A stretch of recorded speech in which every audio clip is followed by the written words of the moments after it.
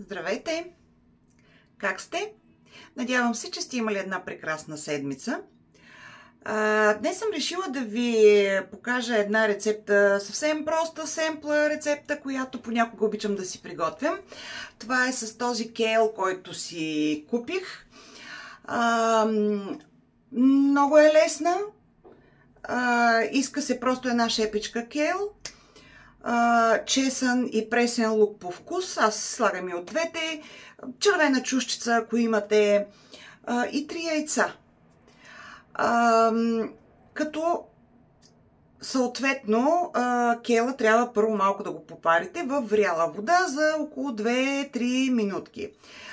Сега ще ви покажа колко кейл съм подготвила, колко чесън съм подготвила, за да имате горе-долу представа, но това пак зависи индивидуално, т.е. тази рецепта аз я приготвям за себе си, но ако правите за повече хора или за цялото семейство, там вече ще си увеличите количеството на продуктите. Сега ще ви покажа и колко съм си подготвила аз. Така, ето това е количеството кейл, което аз съм си приготвила. Предварително съм си го измила. Ето това е кейла. Това е къдраво зеле. По-жилавко е. Затова изисква да не се яде сурово. Въпреки че някой пробват. Аз също съм пробвала, но не е приятно, честно казано. Хубаво е да си го, поне за 2-3 минутки, да си го бланширате във вряла вода. Тук съм си приготвила и 4 скелетки чесън, малко червено пеперче, защото обичам да има червен пипер.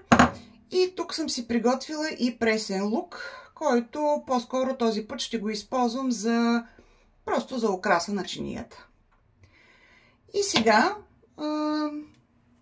си стопляте, слагате си вода на котлона, за да заври, и си слагате кейла за около 2-3 минутки.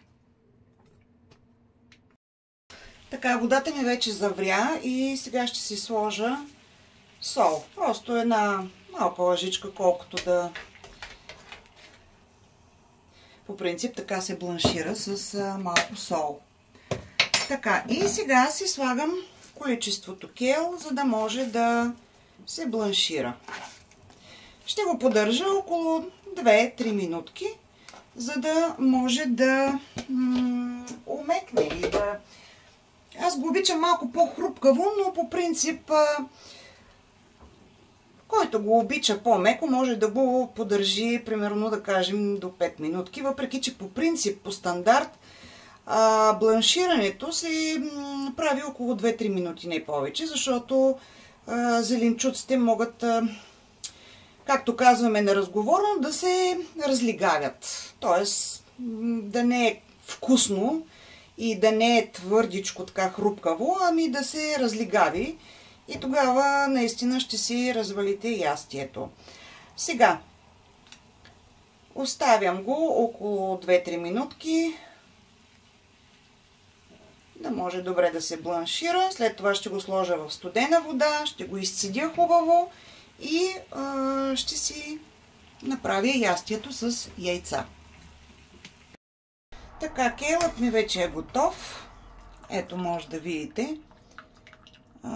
И сега го прехвърлям в студена вода. В принцип така се прави при бланширане. По този начин си остава и цвета. Запазва се една такава хрупкавост в самия зеленчук, който бланширате.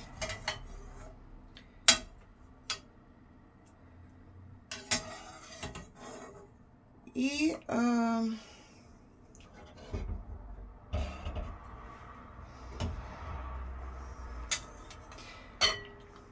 по-вкусен е по този начин. Нали, това ви казах, че всъщност то е доста жилаво растение. Така сурово не може да го ядете, затова е хубаво да го бланширате. Самата вода изхвърлям, тя, нали, виждате какъв цвят даже стана. Просто си я изхвърлям. Значи бланширахме го и сега го сложих да се изцежда. И всъщност вижте колко остана от това количество, което бях сложила. Нали? То си беше така повечко, но съответно като се бланшира, то умеква, като всяко зеленолистно растение. Така, сега ще го оставя още малко да се изцежда и ще си приготвя продуктите, които трябва да сложа преди да сложа самия кел в тигана. Така, сега ще си разбия 3 яйца, които вече съм си сложила тук.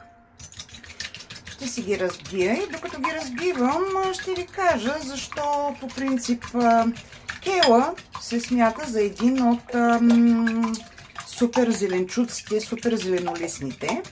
Смята се, че съдържа вътре омега-3 масни киселини. Отделно е полезно за хора с астма, за хора с чревни проблеми. В бюти индустрията се смята пък, че е полезен за кожата. Изобщо има доста свойства. Сега, не мога да кажа, нали, аз по принцип не го ям всеки ден. Така че предполагам, че си има тези свойства, за да ги кажат, нали, хората, които се занимават с хранене, с диетология, с козметика, ако щете. Най-вероятно тези ползи са доказани. Аз си го приготвям от време на време, така като ми се прияде нещо, което е по-различно като вкус, защото то наистина е доста по-различно като вкус. Сега, по принцип аз тук рядко слагам нещо повече като... Момент.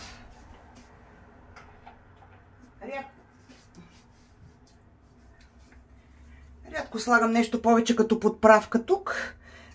Слагам си мъничко сол, тъй като аз не обичам много сол. Мога да си сложа и черно пиперче. Ако обичате, също можете да си сложите. Аз обичам и шарена сол, но сега в случая мисля да не си слагам по принцип шарена сол.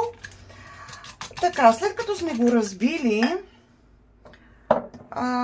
си го оставяме настрани и сега ще си нарежа чесънчето. Чесънчето може да си го нарежете както на вас ви харесва. Аз си го режа ето така. Така ми е по-приятно. Някой път си го ситня много или пък го стържа. Друг път просто е така си го нарязвам, защото ми е приятно. Ще сложа малко повече чесън. Аз обичам и чесън и лук. Те са изключително полезни, доказани са. Мисля, че всички все пак си знаете за тях. А и вкуса някак си става малко по-екзотичен, по-различен, ако примерно си направите само един кел с бъркани яйца. Аз съм на принципа, че колкото повече продукти има в едно ястие, толкова по-вкусно става. Така че можете, каквото имате в хладилника, дори можете бекон да си сложите, някаква наденичка, нещо, което на вас ви харесва и е по ваш вкус. Слагате си тиганчето. Аз слагам малко олио или зехтин, ако имам. И също така си слагам и мъничко масло. Аз обичам масло. Така че си слагам и малко масълце.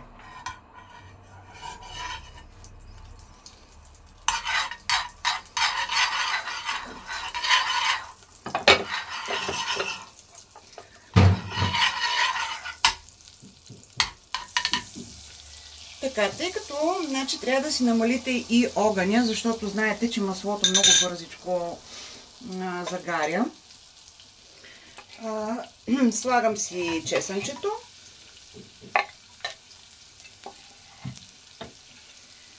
Слагам си и тези чушчици с... Тук ми останаха няколко перца от лукчето.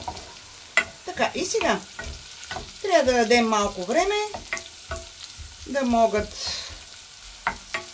чесънчето, чушчицата да се поизпържат.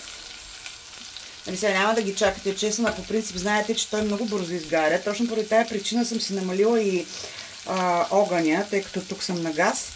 Но дори да не сте на газ, на електричество, пак трябва да намалите, защото чесъна, за разлика от лука, много бързо загаря. Да не говорим пък тук и за маслото, което сме си сложили. Така че и трябва непрекъснато да бъркате, защото ето малко по малко започват да покафенява както маслото, така и чесънчето.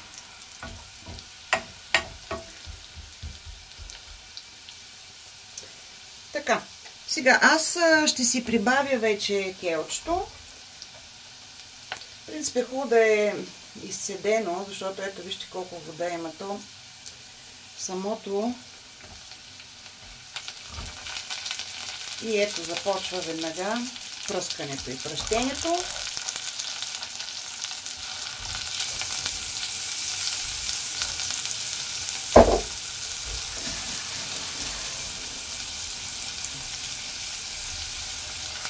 И си го разбърквате. Ето.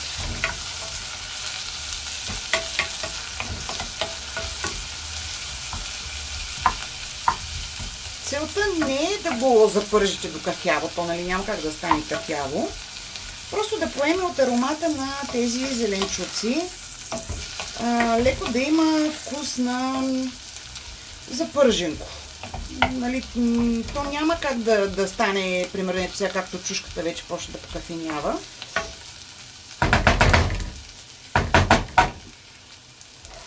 Така че просто съвсем лекичко ви трябва. Съвсем леко. Като бъркате, разбира се, защото чесънчето може да ви изгори. А като ви изгори чесънчето, или както е при лука, вкуса след това става много неприятен. Изключително неприятен. Така. Още мъничко, просто една идея. Аз по принцип го обичам и така.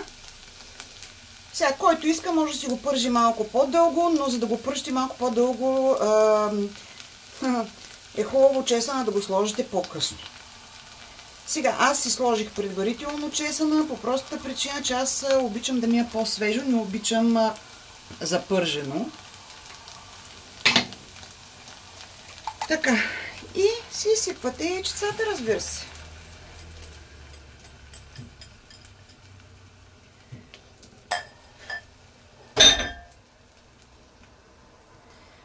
Сега, можете да си го направите на омлет. Можете да си го направите и на бъркани яйчица. Аз понякога си го похлупвам ето така с пачето. Много си го обичам това, но за съжаление се оказа, че не е за газов котлон. И тук дръжката му почерня, тук е ни петна, които бях помислила, че може би от пържене нещо, но се оказа, че това е боята. Така че е хубаво да се поглежда кое е за газ и кое не е за газ. Защото има и такива, които не са за газ. Сега оставям го малко.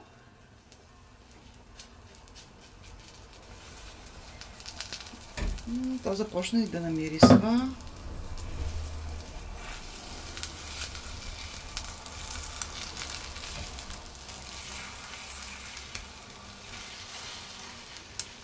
Ох, че вкусно мирише. Много го обичам. Много е полезно и е вкусно. И нещо по-различно, което... експериментирайте. Аз в принцип обичам да експериментирам и си купувам продукти, които примерно не съм яла преди.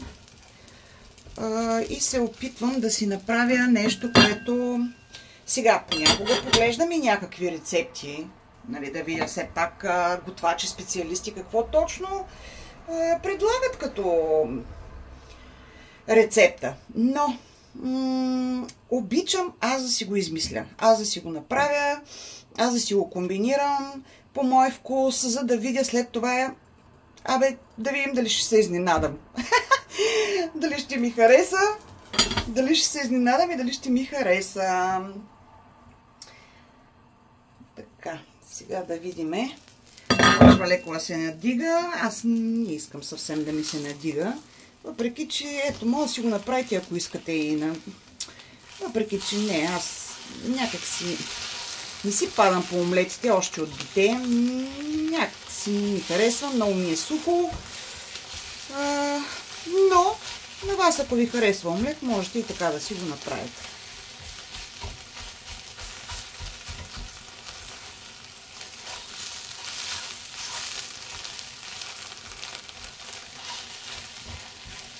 Можете и бъркани яйца да си направите, както на вас си ви харесва.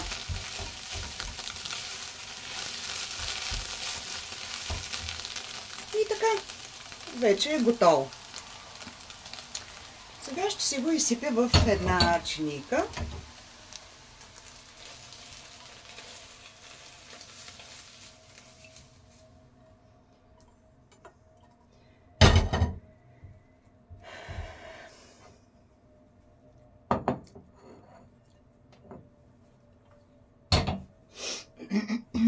Като ето, например, сега тук мога да си сложа още червено пиперче, мога да си сложа лукче, което съм си нарязала, ето така. Винаги е приятно свежия лук. Ето, аз обичам и така да си ги нареждам. Може да си сложите моцарела или някакъв друг кашкавал. Също така, докато го правите, можете да настържите кашкавалче или там каквото на вас си ви харесва и да си го направите. Или пък пармезан. С пармезан, между другото, също става много вкусно. Просто изключително вкусно.